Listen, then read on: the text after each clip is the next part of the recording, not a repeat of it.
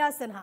Bulletin की शुरुआत आज के दिन की सबसे बड़ी खबर के साथ, जिससे कई देशों में इस वक्त हड़कंप मचा हुआ है। दुनिया के बड़े हिस्से पर सुनामी का खतरा मंडरा चुका है। रूस से जापान तक सुनामी का अलर्ट जारी किया गया है। इक्वेडोर, चिली, हवाई में भी सुनामी का खतरा है। रूस के कैमचटका में भयंकर भूकंप के बाद अलर्ट जारी किया गया है। रूस के कैमचटका क्षेत्र में 8.8 तीव्रता का भूकंप किया गया। इनफैक्ट ये भी खबर सामने आ रही है कि वहां पर आफ्टर शॉक्स भी महसूस किए गए, जिसकी वजह से लोग इस वक्त दहशत में हैं। वहां के जो राज्यपाल है, बाकायदा व्लादिमीर की तरफ से ये बात कही गई है। सोलोदरोव ये कहते हैं कि ये अब तक का इतिहास का सबसे भीषण भूकंप था। ये तस्वीरें हम आपको दिखा रहे हैं, सबसे शक्तिशाली भूकंप, और किस तरीके से वहां पर चारों तरफ तबाही आपको नजर आ रही है। इन तस्वीरों के जरिए आप अंदेशा लगा सकते हैं अभी जो हालात बने हुए, क्योंकि एकदम से ये सुबह की तस्वीर है। आप सोचे भारतीय समय अनुसार अगर हम देखें तो 4:54 के आसपास वहां पर भूकंप के तेज झटके महसूस किए जाते हैं। गाड़ियां अपने आप हिल रही है, आपको नजर आ रहा है। इवन वहां पर जो तस्वीरें सामने आ रही हैं वो ये बताती हैं कि किस तरीके से वहां पर एक बहुत शक्तिशाली भूकंप आया। ये कहां पर आया है वो लगातार आपकी टीवी स्क्रीन पर जानकारी मैप के साथ आपकी टीवी स्क्रीन पर हम पहुंचा रहे हैं। प्रशांत महासागर का ये पूरा क्षेत्र, जहां पर Astoria, Eureka, Malibu, San Diego, San Francisco, Gold Beach, Port Angeles पर यहाँ पर सुनामी का अलर्ट अमेरिका में है। इसके अलावा अगर जापान की बात करें, हम रशिया की बात करें, वहाँ से भी लगातार ये तस्वीरें सामने आ रही है। खासतौर पर ये जो पूरा इलाका है रूस के कैमचटका का, आप ये मांग करके चले कि बीते अगर 1 महीने में हम देखें तो यहाँ पर काफ़ी ज़्यादा भूकंप आए हैं। अब तक यहाँ पर 5 बार भूकंप आया है, और अब तक के सबसे अगर बड़े भूकंप की हम बात करें तो वो 7.4 तीव्रता का मापा गया था। लेकिन इस बार जो भूकंप आया है उसने सभी रिकॉर्ड को तोड़ दिया है, और यही कारण है कि इसे अब तक का सबसे शक्तिशाली भूकंप बताया जा रहा है।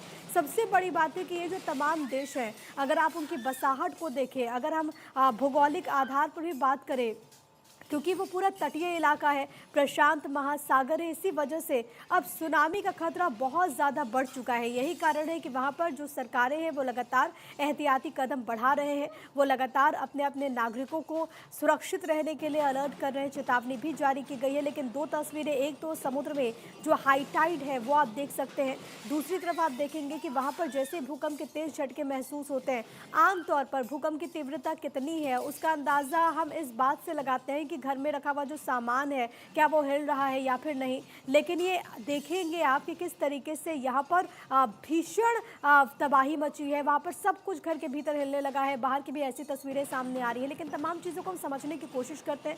इस वक्त एक्सपर्ट के तौर पर हमारे साथ मौजूद है प्रोफेसर A.K. महाजन। महाजन सर, बहुत स्वागत आपका। और सर, ये जो तस्वीरें सामने आ रही है, सबसे पहले मैं आपका क्विक रिएक्शन जानना चाहूँगी। ये 8.8 तीव्रता का भूकंप बताया जा रहा है और कहा जा रहा है कि रूस में अब तक का सबसे शक्तिशाली भूकंप है। कितना नुकसान की आशंका?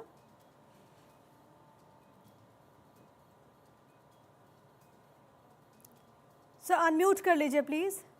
Sir please unmute.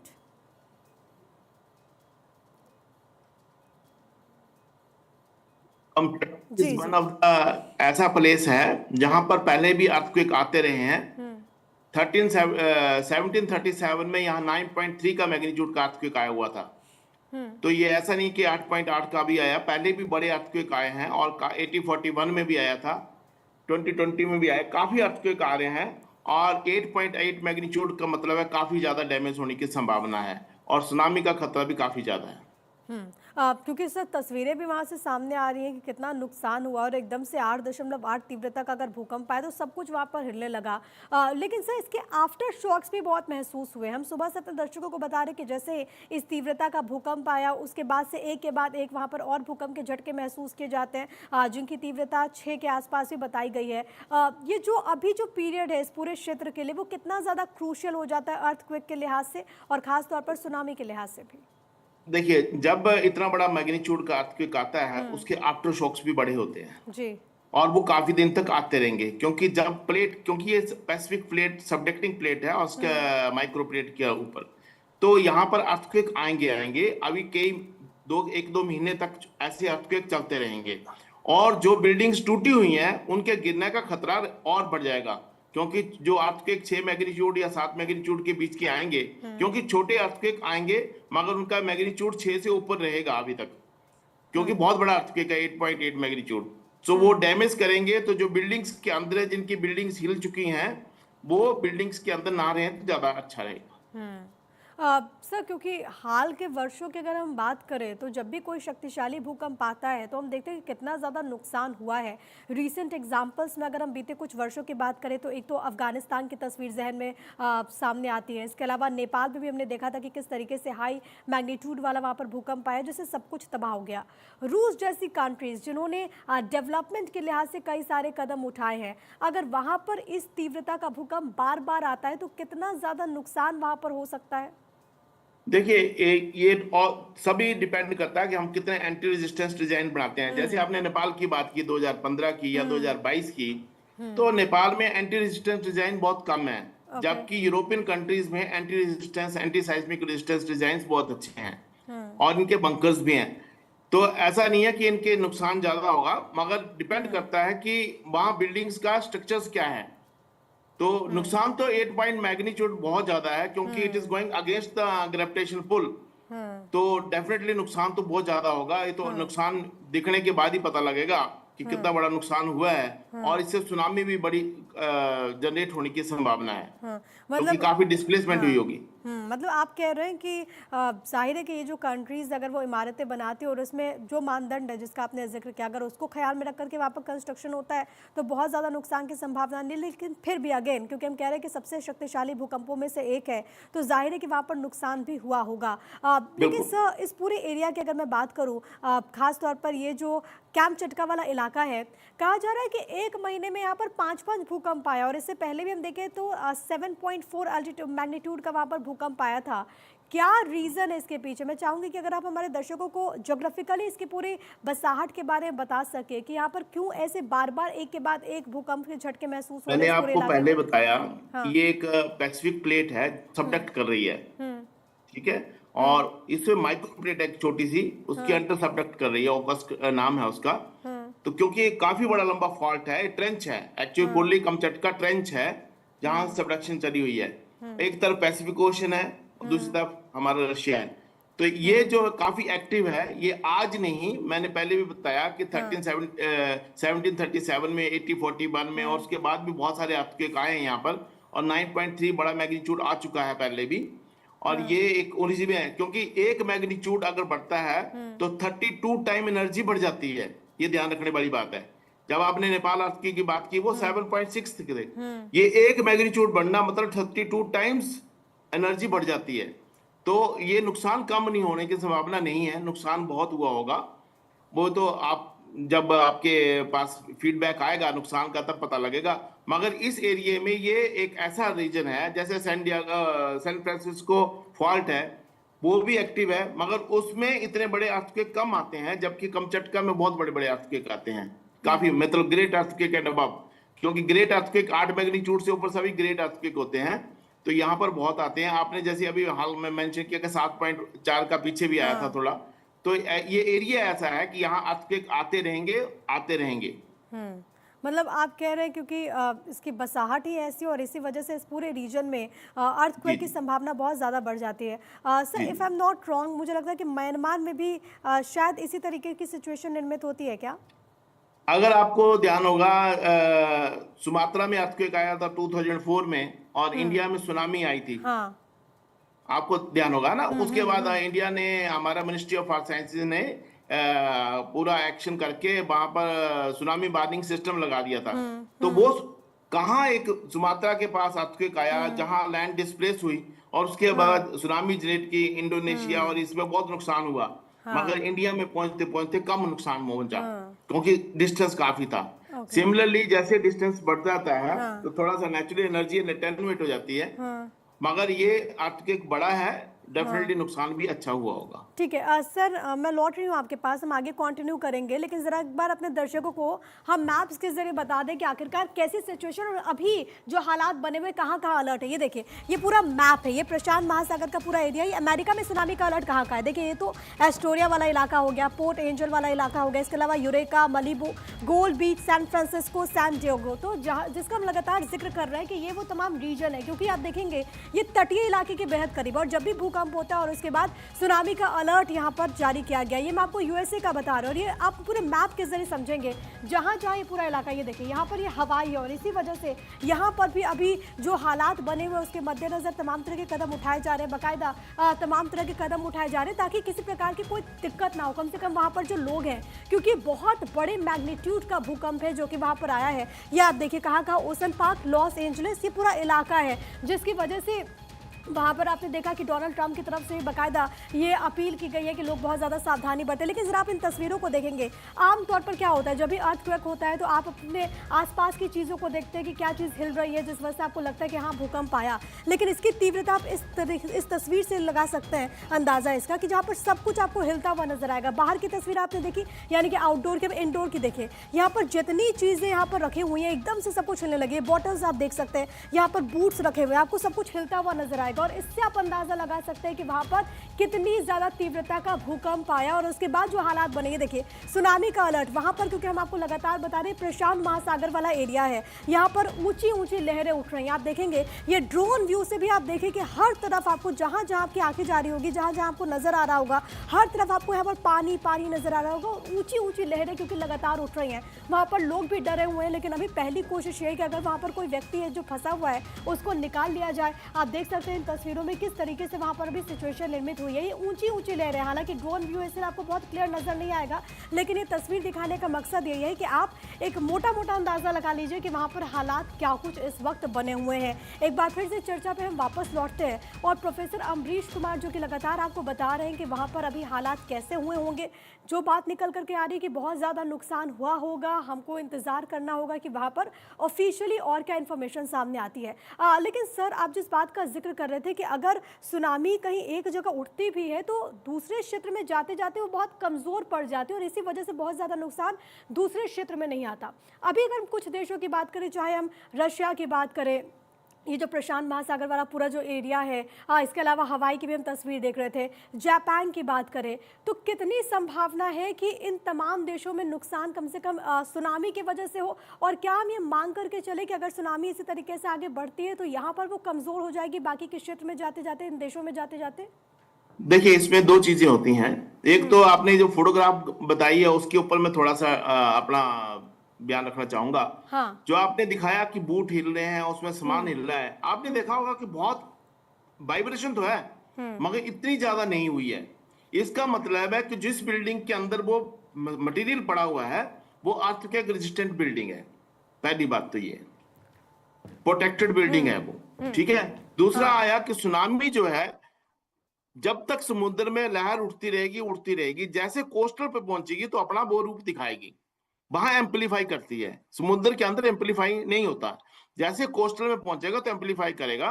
हाँ, ये ठीक है कि जितना डिस्टेंस ज्यादा होगा उतना टाइम लगेगा उसको पहुंचने में, तो वहां पर जो रेस्क्यू ऑपरेशन है उसको करने में उनको टाइम मिल जाता है। ठीक है। अदरवाइज डिस्टेंस कम होगा। जैसे इंडोनेशिया में सुमात्रा आया, इंडोनेशिया कम डिस्टेंस था तो वहां नुकसान ज्यादा होगा, लोगों को बचने का टाइम नहीं मिला, मगर इंडिया ने अपने आप को प्रोटेक्ट कर लिया, बॉर्डर से, कोस्टल एरिया से लोग हटा लिए। सिमिलरली ये कोस्टल एरिया से लोगों को हटाने का टाइम मिल जाता है तो उसका नुकसान कम होता है, ये एक फायदा हो जाता है। और मुझे लगता है कि तमाम जो देश हैं वो इस वक्त इस पूरे एक्शन प्लान में लगे हुए भी होंगे। बीके त्यागी सर भी इस वक्त हमारे साथ कनेक्टेड है बतौर साइंटिस्ट, इन्होंने हमें ज्वाइन किया है। सर, अमेरिकी भू वैज्ञानिक सर्वेक्षण USGS के मुताबिक ये अब तक के दर्जे 6 सबसे शक्तिशाली भूकंपों में गिना जाएगा। इससे पहले साल 2010 में चिली में ही भी भूकंप आया था और उसके बाद 1906 में। हालांकि ये कहा जा रहा है कि अगर हम बात करें अब तक का 5वां सबसे भीषण भूकंप भी इसी इलाके में आया था।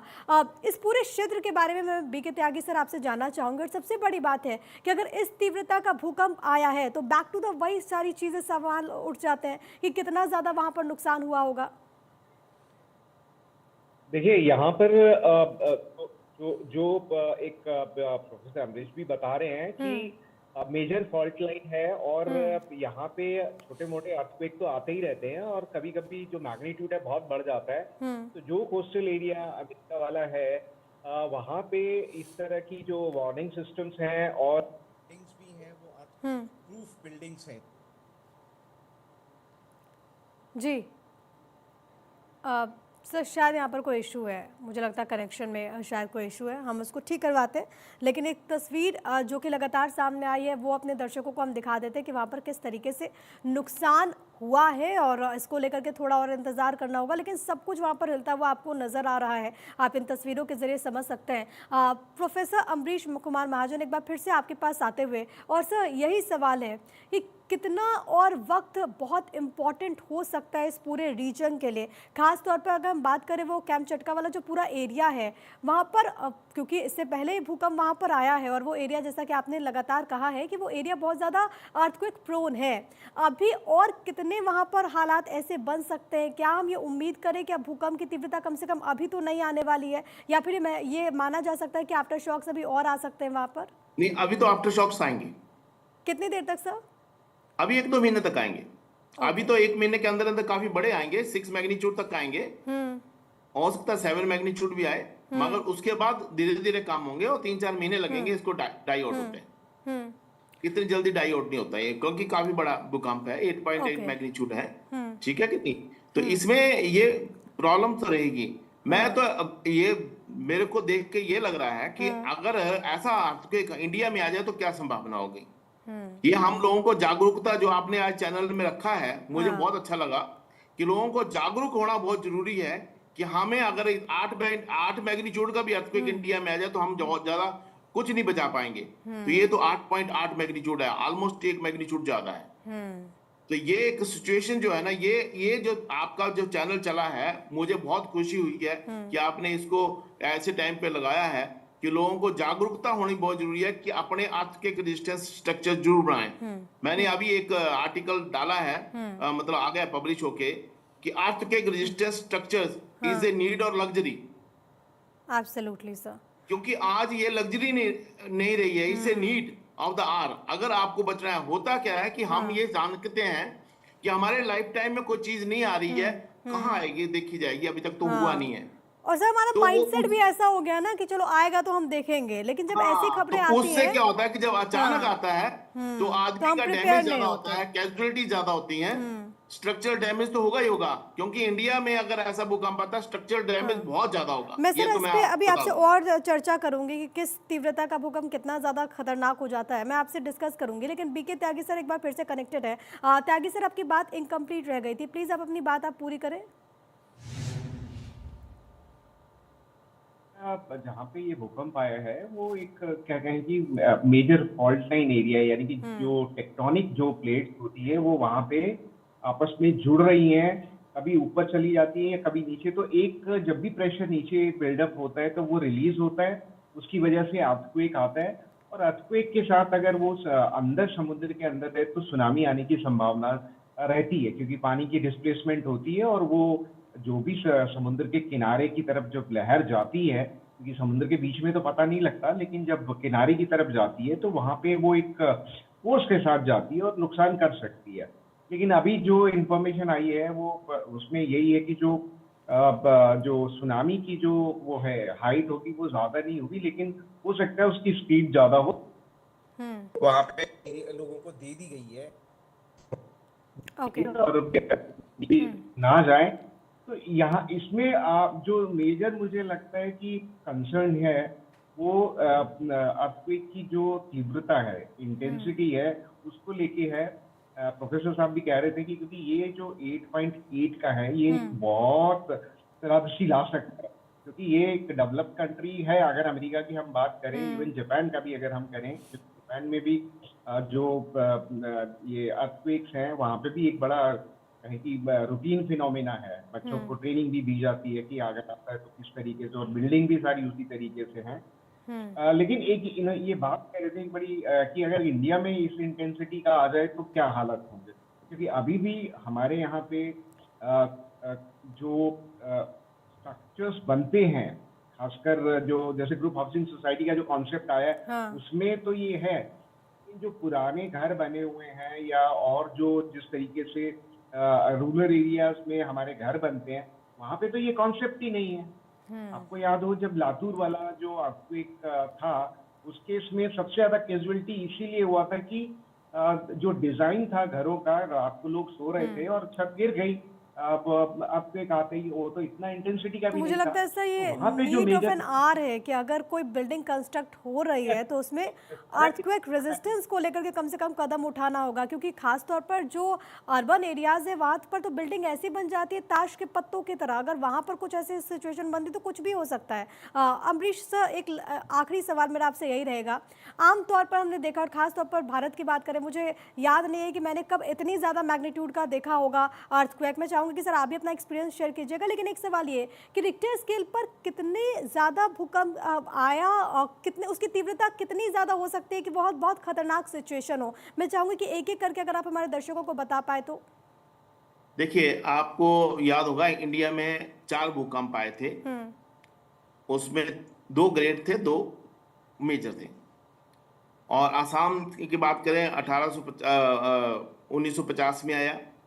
उसके बाद 1934 में आपको बिहार नेपाल अर्थक्वेक आया, तो 8 मैग्नीट्यूड का था। 1905 में, उससे पहले कांगड़ा में अर्थक्वेक आया, जिस वक्त कांगड़ा में 20,000 के करीब लोग मारे गए थे, जबकि उतनी पॉपुलेशन नहीं थी उसकी।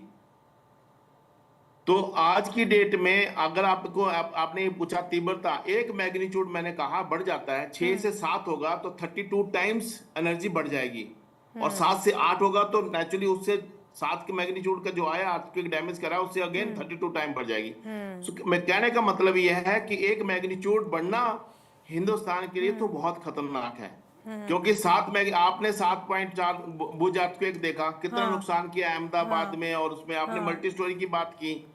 मल्टी स्टोरी में सॉफ्ट स्टोरी जो बेसमेंट में देते हैं वो सबसे बड़ी डेंजरस चीज है आज की डेट में, अगर वो सॉफ्ट सॉइल पे बना हुआ है तो।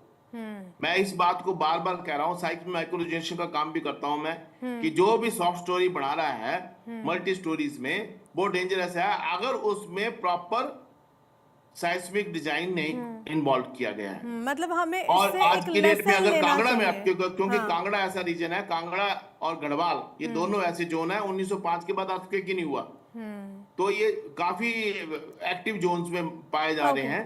और अगर यहाँ अर्थक्वेक आता है, 7 भी अर्थक्वेक आ जाता है, तो चंडीगढ़ दिल्ली तक बहुत ज्यादा नुकसान होने की इसी संभावना वजह से मैं कह रही हूँ सर कि हमारे लिए एक लेसन है, हमारे लिए ये एक सबक है कि हमें अभी कम से कम जाग जाना चाहिए। और जो जिस बात का आप जिक्र कर रहे थे कि कोई भी कंस्ट्रक्शन अगर होता है, बिल्डिंग का कोई भी निर्माण होता है, तो कम से कम हमें ख्याल रखना चाहिए। आप दोनों का बहुत धन्यवाद, बहुत शुक्रिया हमारे साथ जुड़ने के लिए और तमाम जानकारी हमारे दर्शकों तक साझा करने के लिए।